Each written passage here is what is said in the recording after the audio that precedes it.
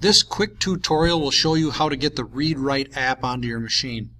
So Read-Write is the piece of technology software that we showed you at the Back to School workshop, and we've got it pushed out now and it's easy to get. Go down to your Windows icon, scroll down to the M's until you see the Microsoft System Center.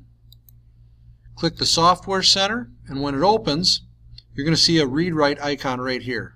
Double click it, hit install, give it a little bit, and that will then be installed on your machine. Once installed, you can see I've shortcutted it to my desktop. If you've got something open, double click will get it, and it'll place that toolbar up along the top of your screen.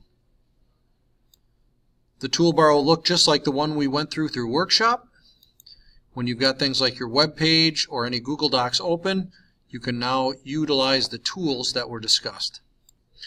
For those of you on Chromebooks or those that have kids with Chromebooks, we pushed it out as an extension.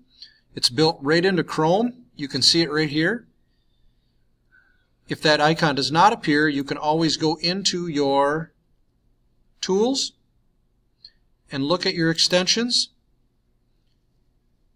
And as you scroll through, you're going to see that Read-Write was pushed out to the Chromebooks as well. So you can use it through Google Chrome or on a Chromebook.